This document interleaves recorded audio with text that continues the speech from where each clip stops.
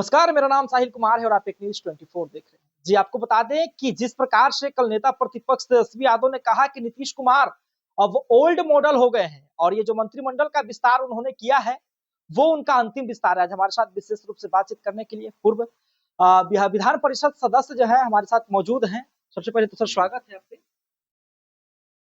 धन्यवाद। जिस प्रकार से तेजस्वी यादव जी ने कल कहा कि नीतीश कुमार ओल्ड मॉडल हो गए हैं, अब जो है एक बार मंत्रिमंडल का उन्होंने विस्तार कर दिया है अभी के समय में और भविष्य में जो है हो सकता है कि नीतीश कुमार मुख्यमंत्री ही ना बने। तेजस्वी जी का ये ख्याली पुलाव है। मुख्यमंत्री जी अभी लगभग 20 साल से या मुख्यमंत्री बिहार के हैं और बिहार को इन्होंने नई दिशा दिया है, नए विकास के आयाम लिखे हैं इन्होंने। और 2025 में जो चुनाव आने वाला है उसमें भी हमारी जीत लगभग 225 सीट होने जा रही है। उन्होंने तो एक और भी बात कही है कि जिस प्रकार से देखा जाए तो आपने कहा कि 225 सीटों की बात कर रहे हैं, वो तो कह रहे हैं कि इस बार ऐसा होगा कि एनडीए को जो है 100 सीट भी नहीं आएगी। वो कहते रहे, वो तो पहले भी कह रहे थे कि केंद्र में जो है एनडीए की सरकार नहीं बनेगी, तो एनडीए की सरकार बन गई। वो तो ये भी प्रचार कर रहे थे कि लोकसभा में जनता दल यू का जो है प्रदर्शन अच्छा नहीं रहेगा, भारतीय जनता पार्टी के लोग उनको अंदर अंदर जो है साजिश कर रहे हैं, उनका कम सीट मिले। लेकिन स्थिति क्या हुई, हमारा स्ट्राइक रेट ज्यादा रहा भारतीय जनता पार्टी की तुलना में। तो वो सोचते रहे, समझते रहे कि वो भारतीय जनता पार्टी साजिश करेगी और जनता दल यू जो है उसमें बिखर जाएगा। ये अब होने वाला नहीं है। वो अपना सपना देख रहे हैं उन्होंने तो जो है देखने। एक दावा किया है कि जेडीयू में जो है टूट होने वाली है।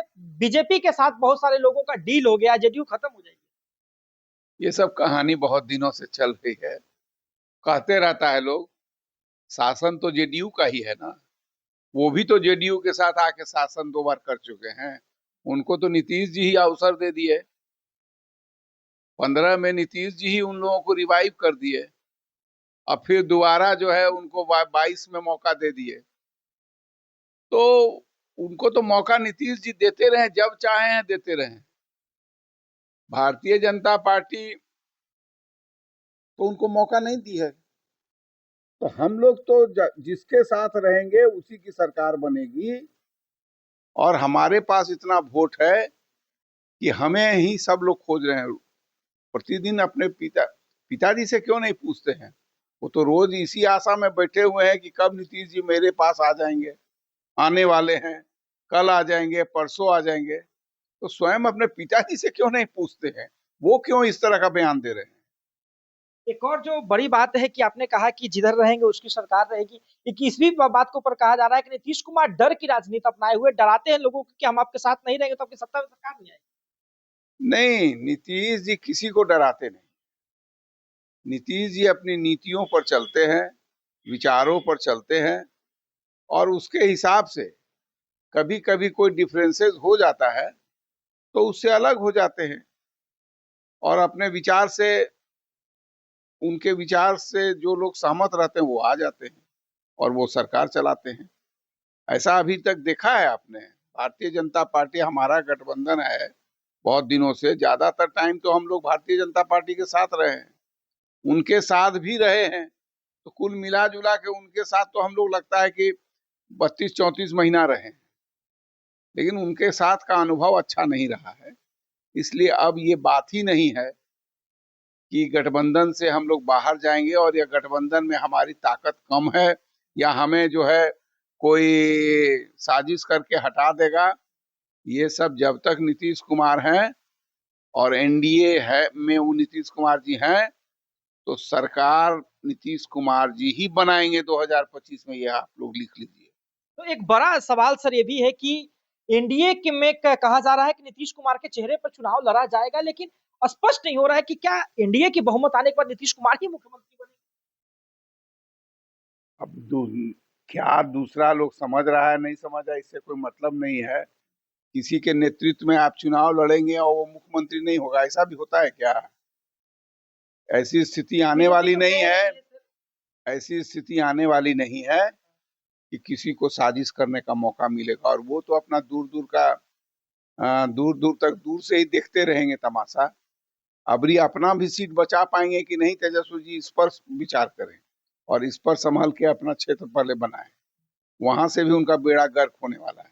प्रशांत किशोर ने कुछ दिन पहले कहा था कि जेडीयू को एक भी सीट नहीं आने देंगे, और कल ही जो है जेडीयू के प्रदेश महासचिव जो है जाकर जनसुराज ज्वाइन कर लेते हैं, तो कहीं ना कहीं जेडीयू में जो टूट की खबरें हैं वो सामने लगते आ रही है। अरे चलिए, प्रशांत किशोर जी अभी लिए है ना तमिलनाडु में एक फिल्म स्टार के काम को, वो वही काम करें, राजनीति मत करें। किसी को सहयोग करके उनको आगे बढ़ाने का काम कर सकते हैं, अपने राजनीति नहीं कर सकते। अभी तक उनका क्या हुआ है, ऐसा कोई खास बात नहीं है। जो अभी तक कोई अपील है क्या जनता में, कोई चर्चा भी है क्या जनसुराज की? कहीं कोई चर्चा नहीं है, इसलिए वो सब फालतू का बात कर रहे हैं। जेडीयू मजबूत है जो तेजस्वी जी दावे कर रहे हैं। जेडीयू पूरी तरह से मजबूत है और हर तरह का जो भी परिस्थिति आएगा उसको मात देने के लिए जेडीयू के तमाम वर्कर्स, नेता संकल्पित हैं। एक और जो बात कही जा रही है कि सीट बंटवारे को लेकर के जो है एनडीए में टूट आ जाएगी, क्योंकि घटक दल ज्यादा है, कैसे जो है सीट का बंटवारा होगा। वो सब कोई परेशानी नहीं है, वो आप देख लीजिएगा, समय पर हो जाएगा।